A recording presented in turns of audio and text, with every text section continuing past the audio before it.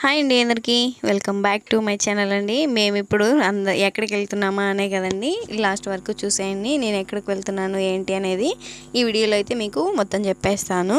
మేమైతే ఇప్పుడు కడపకైతే వెళ్తున్నామండి. ఎందుకు ఏంటి అంటే కనుక మా చిన్నోనికి అయితే కొంచెం చెవులలో ప్రాబ్లం అయితే ఉంది. వానికి చాలా రోజుల నుంచి అయితే ఉందండి. మేము బద్వేల్లో చాలాసార్లు చూపించుకున్నాము, కానీ ఎక్కడ తగ్గలేదు వానికి. కానీ జలుబు చేసినప్పుడు చెవులో నొప్పి అయితే ఎక్కువ అవుతుందని చెప్పి కడపకైతే వెళ్తున్నాం చూపించుకోవడానికి.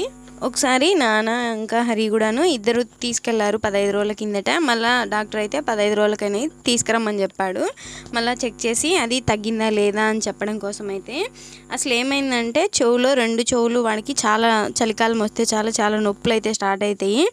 ఇంకా దాన్ని జ్వరం కూడా వస్తుంది అప్పుడప్పుడు ఆ నొప్పి కోసం అని చెప్పి ఇంకా అందుకని చెప్పి వాడిని తీసుకెళ్ళి చూపిస్తే చెవులో స్కాన్ చేసి కెమెరాలు అవి పంపించి చెప్పారు 2 చెవులలో నీరు బుడ్డలు అయితే ఉన్నాయి, అవి తగ్గడం కోసం ఒక 15 రోజులు టాబ్లెట్లు అయితే వాడండి అని చెప్పి ఇచ్చాడు. అవి వాడాం మేము.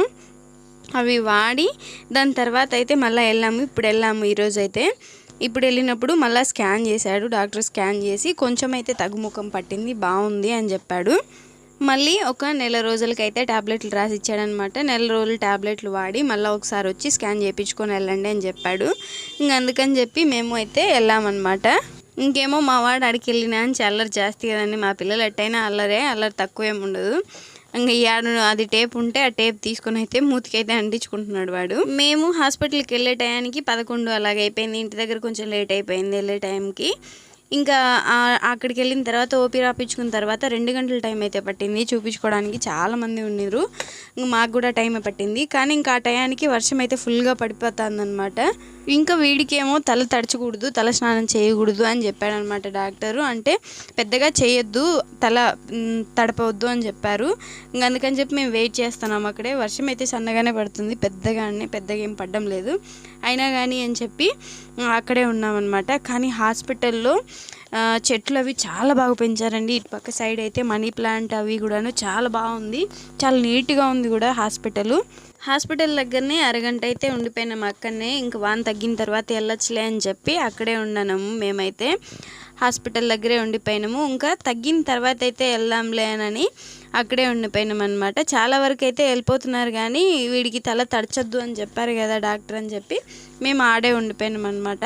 చినుకులు అయితే సన్నయ్యే. మాకు ఇంటి దగ్గర తెలిసినంటే కన్నా నేనైతే నిజంగా గొడుగు తీసుకొని వచ్చిందును. ఇంటి దగ్గర తెలియదండి ఇక్కడ వర్షం పడుతుంది అని చెప్పి. చల్లగా ఉండింది కానీ ఎండ కాయలేదు, వర్షం పడుతుంది అని అయితే తెలీదు. ఇంకా వాన అయితే ఎప్పటికీ తగ్గట్లేదని చెప్పి బయలుదేరినాం అనమాట. వానలోనే వాడికి నెత్తిపైన నేను ఏం తీసుకెళ్ళలేదు కాబట్టి నాది బయట ఉంటే అదే వేసాను వానికి.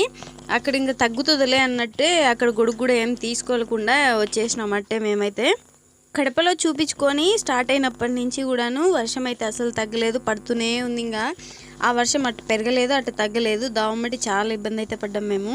చూపించుకొని హాస్పిటల్ నుంచి బయటకు వచ్చేసరికి 2 అలాగే అయిపోయింది. ఇంకా ఆకలి అవుతుందని చెప్పి మేము అక్కడ ఒక హోటల్ ఉంటే అక్కడికైతే వచ్చినాము. వెళ్ళి కూర్చుని పెద్ద టైం ఏం పట్టలేదు, తొందరగానే తీసుకొచ్చారనమాట.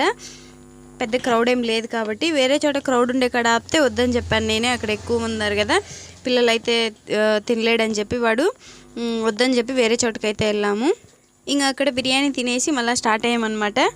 చూసారు కదా ఇప్పుడు కొంచెం వర్షం అయితే పడలేదు. ఇంక పడదులే అనుకున్నట్టు మేమైతే వచ్చేసినాం అనమాట. అక్కడెక్కడ గొడుగు తీసుకోకుండా రావడం వల్ల చాలా దావలో అయితే చాలా ఇబ్బంది పడిపోయాం మేము. ఎక్కడ నిలవడానికి కూడా చోటు లేకుండా అయిపోయింది. కడప దాటుకొని వచ్చిన తర్వాత హైవే ఎక్కిన తర్వాత చాలా ఇబ్బంది అయితే పడ్డాము. మధ్యలో ఇంకెక్కడ అంగళ్ళు కూడా లేవు కదండి మనం ఆపి గొడుగు తీసుకోవడానికి కూడాను. ఇంకా అలా అని చెప్పి బాగ్రాపేట అది దాటిన తర్వాత సిద్ధవాటం ఉంటుంది కదండి, బాగ్రాపేటలో ఆపి అడిగాం మేము గొడుగు ఎక్కడైనా ఉంటుందేమోనని చెప్పి. ఎక్కడ ఏ అంగట్లో లేదు. ఇంకా బాగ్రాపేటలో లేదు కదా అని చెప్పి మేము సిద్ధవాటం దగ్గర అయితే ఆపి అక్కడైతే తీసుకున్నాను. అక్కడ ఒక సూపర్ మార్కెట్లో అయితే దొరికింది మాకు. ఇలా ఉందన్నమాట మొత్తానికి కూడాను. మేము ఇటు సైడ్ నుంచి రాకుండా మళ్ళీ వేరే రూట్ అని చెప్పి ఆ రూట్ మార్చారు. అది చాలా లాంగ్ అయిపోయింది మాకు హాస్పిటల్ దగ్గర నుంచి కూడాను. అన్నమయ్య సర్కిల్ అంటారు కదా, ఆ సర్కిల్ డౌన్ అయితే తీసుకొచ్చాడనమాట. ఇంకేమో దావులో మధ్యలో 100కి 3 కేజీలు మామిడికాయలు అని చెప్పింటే అక్కడ అవి తీసుకొని నేను మా వాడు కూడా తీసుకొని అక్కడే తీసుకున్నాం అనమాట.